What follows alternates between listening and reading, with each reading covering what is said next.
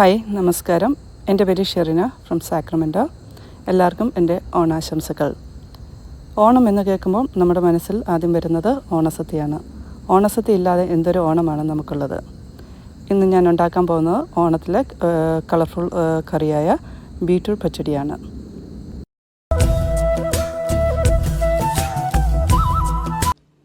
Beetroot പച്ചടി ഉണ്ടാക്കാൻ വേണ്ട സാധനങ്ങൾ: ഒരു മീഡിയം സൈസുള്ള ബീറ്റ്റൂട്ട് 250 ഗ്രാമാണിത്.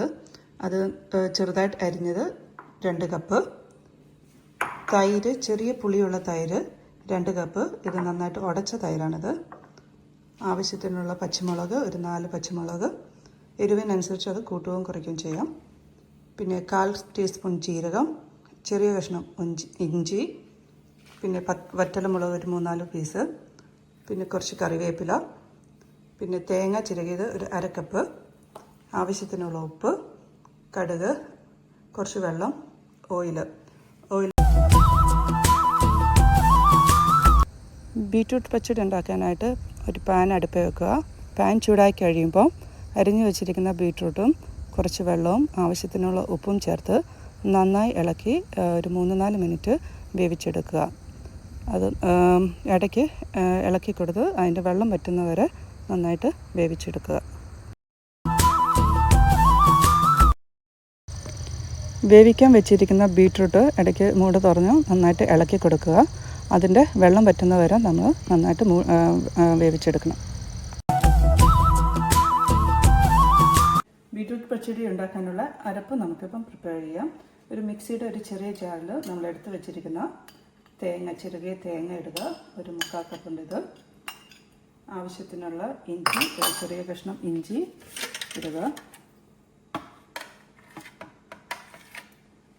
പിന്നെ കുറച്ച് പച്ചമുളക്, ഞാനിവിടെ 4 പച്ചമുളക് എടുത്തിട്ടുണ്ട്.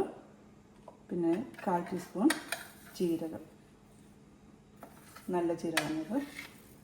അത്രയും എടുത്ത് കുറച്ച് വെള്ളം ഒഴിച്ച് നന്നായിട്ട് അടിച്ചെടുക്കുക.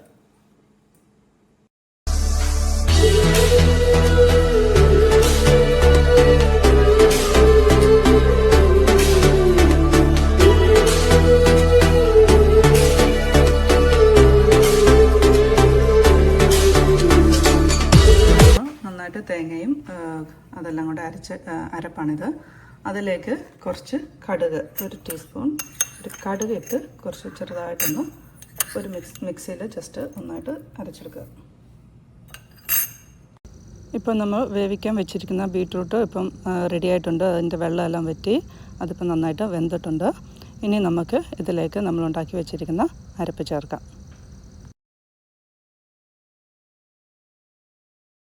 ഇപ്പോൾ നമ്മൾ ബീറ്റ്റൂട്ടും നമ്മൾ അരച്ച് വെച്ചേക്കുന്ന ഗ്രേവിയും അതിട്ട് നന്നായിട്ട് ഇളക്കി ഒന്ന് ചെറുതായിട്ട് അതിൻ്റെ പച്ചമണം പോകുന്നവരെ ഒന്ന് ഒരു 2-3 മിനിറ്റ് ഒന്ന് വഴറ്റിയെടുക്കുക. ഒരു മീഡിയം ഫ്ലെയിമിലിട്ട് നമുക്കത് നന്നായിട്ടൊന്ന് ചൂടാക്കിയെടുക്കാം.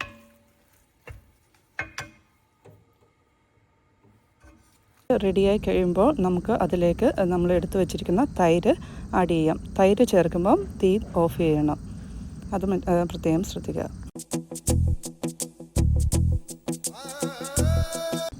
ഇനി നമ്മൾ ഉണ്ടാക്കി വെച്ചിരിക്കുന്നതിലേക്ക് നമുക്ക് കടുക് ഒഴിക്കണം. കടുക് പൊട്ടിക്കാനായിട്ട് 2 ടേബിൾ സ്പൂൺ എണ്ണയും കുറച്ച് കടുകും, റെഡിയാക്കി വെച്ചിരിക്കുന്ന വറ്റൽമുളകും കുറച്ച് കരിയാപ്പിലയും ചേർത്ത് നന്നായിട്ട് വഴറ്റി അതിലേക്ക് ഒഴിച്ചു വെക്കുക. ഇപ്പോൾ നമ്മുടെ ബീറ്റ്റൂട്ട് പച്ചടി റെഡിയായിരിക്കുന്നു. നമ്മളിപ്പം കടുക് പൊട്ടിച്ചതെല്ലാം കൂടെ അതിലോട്ട് ഒഴിച്ച് ഇപ്പോൾ എല്ലാം ആയിട്ടുണ്ട്. അതൊന്ന് യോജിപ്പിച്ചെടുക്കുക, നന്നായിട്ട് യോജിപ്പിച്ചെടുക്കുക. ഈ സമയത്ത് നമുക്ക് ഉപ്പ് ആവശ്യമുണ്ടെങ്കിൽ അഡ്ജസ്റ്റ് ചെയ്യുക. ഉപ്പ് കുറവാണെങ്കിൽ നമുക്ക് കുറച്ച് ഉപ്പ് ആഡ് ചെയ്യുകയൊക്കെ ചെയ്യാം.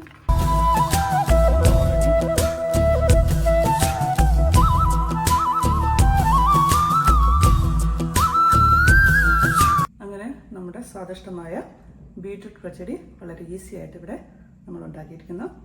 ഓണത്തിന് എല്ലാവരും ഇത് ട്രൈ ചെയ്ത് നോക്കുക. എല്ലാവർക്കും എൻ്റെ ഹാപ്പി ഓണം.